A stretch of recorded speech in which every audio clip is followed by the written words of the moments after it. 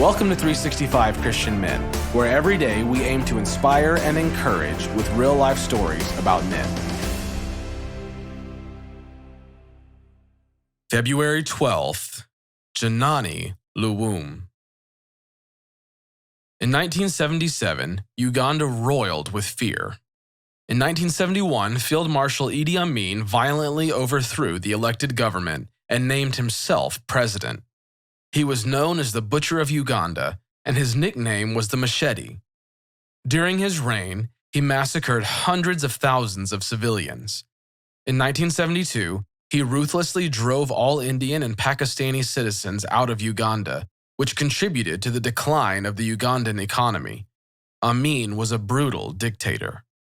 And Janani Luwum, the Archbishop of Northern Uganda, was his opposite. In 1948, when Janani was a young schoolteacher, he converted to Christianity and became a vocal evangelist. When he was consecrated as bishop in 1969, there in the congregation stood the Prime Minister of Uganda and the Army's Chief of Staff, Idi Amin. On this date, in 1977, Janani confronted Idi Amin and condemned his persistent acts of violence. When evil threatens, a man must confront the darkness, no matter the cost. Janani knew his personal mission: to defend the people, to expose evil, to call for justice and human rights. A giant of a man, Janani's smile put everyone at ease. His preaching, faith, and benevolence earned him great influence. No matter how popular he became, he exuded a simple, easygoing confidence. In 1974, when Janani was nominated for Archbishop of Uganda, he knew it would not be easy. Anyone who stood up to Amin's cruel regime soon disappeared, permanently. But Janani believed God would guide him and give him the courage to do his work. Amin and Janani forged a tenuous relationship. Janani attended government functions, and publicly, Janani prayed for Amin. "We must pray for him. He is a child of God," he said.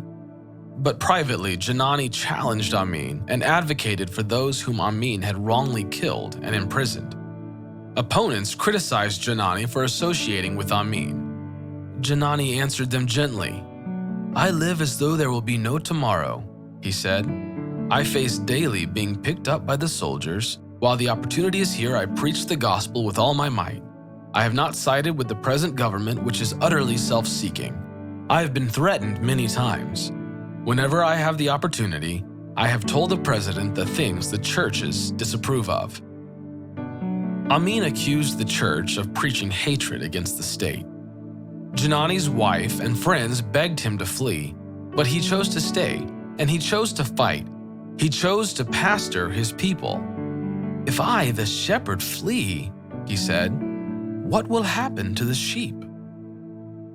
But as Amin's outrageous brutality escalated, Janani's appeals to and disapproval of Amin had to become more public. He couldn't be an honest man and keep quiet. Janani became a powerful voice of prayer and hope for a country in agony. In his Christmas sermon, broadcast live on the radio, Janani called Amin's regime ruthless. Mid-broadcast, the government stopped the program. Silence. In January, as other pastors followed Janani's example and preached against Amin's regime, tension grew. In the middle of the night on February 5, 1977, soldiers forced their way into Janani's home, allegedly looking for guns. Janani told them, "I have no weapon but the Bible." Then on February 10th, Janani and his fellow bishops wrote a letter to Amin. It highlighted the murderous violence and breakdown of civil rule. The bishops demanded that Amin meet with them to reconcile his differences with the church. Janani boldly sent copies to Amin's cabinet members and hand-carried the letter to the president's office. Janani knew he had signed his death sentence. After a February 16th trial in a kangaroo court, Janani told Bishop Kivingere, "They are going to kill me. I am not afraid." He said he saw God's hand in the situation. which sounds a lot like the words of Joseph in Genesis chapter 50, verse 20. You intended to harm me, but God intended it all for good. He brought me to this position so I could save the lives of many people. Well, the next day, Radio Uganda broadcast that Janani had died in a car accident, but multiple bullet holes in his body told the real story. The murder of Janani Luwum was the wake-up call the international community needed and a pivotal turning point for the breakdown of Idi Amin's regime.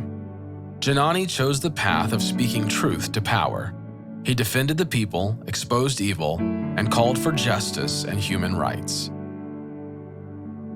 What darkness must you confront?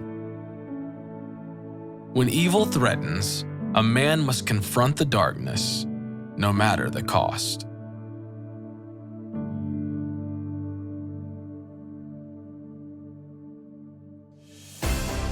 Thank you for listening to today's story.